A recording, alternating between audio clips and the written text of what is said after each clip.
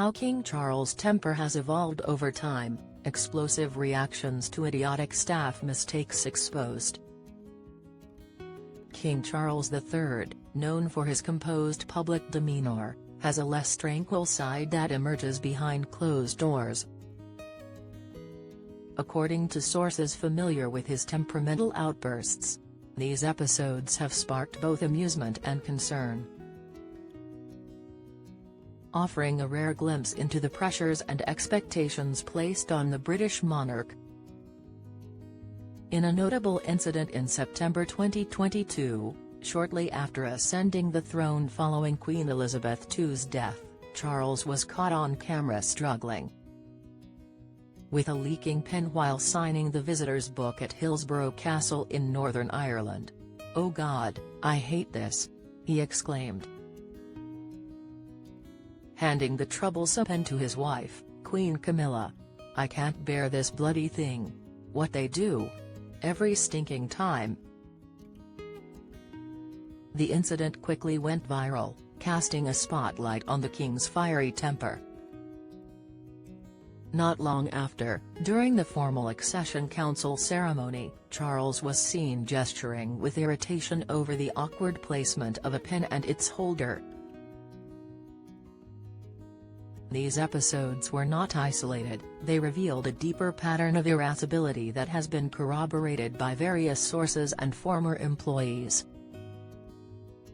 "Anything he perceives as incompetence particularly brings it out," a former employer told the Daily Beast. "He doesn't suffer fools gladly." In fairness to him, as anyone who has actually worked with him will tell you, he himself is always extremely well prepared, well read on the subject matter of people he meets and is working with, diligent and respectful of expertise. This meticulousness and high expectation can sometimes lead to blunt reprimands. He expects other people to show him the same respect. He can certainly go off at the staff in pretty blunt terms when he perceives someone has not done their job properly, or is just being, to use one of his preferred terms, idiotic, the source added. Despite these temperamental outbursts, those close to Charles describe him as a demanding yet ultimately fair boss. Ultimately, people like working for him, but everyone is under a lot of pressure because his office is incredibly busy. He's absolutely not a monster in the office, but he is human, and he snaps sometimes. Unfortunately, there is sometimes a camera on him when it happens, the former employee noted. A friend of Charles and Camilla also commented on his temper, noting that it has mellowed over time. "He has an irascible streak to be sure, but it is much better since he has been with Camilla. Everyone, regardless of their position or status, experiences everyday irritations, but literally every move, every gesture he makes is scrutinized. The scrutiny of his every move is compounded by the inherent pressures of his role. Charles' temper is often compared to that of his relatives. A tendency towards temper tantrums runs through the Windsors. Philip had it, Charles has it, William has it, and Harry has it. You wouldn't believe what used to come out of William's mouth when he was playing football," a family friend shared. Royal biographer Penny Junor, who has written extensively about Charles, described his temper as fearsome. In her book, The Firm,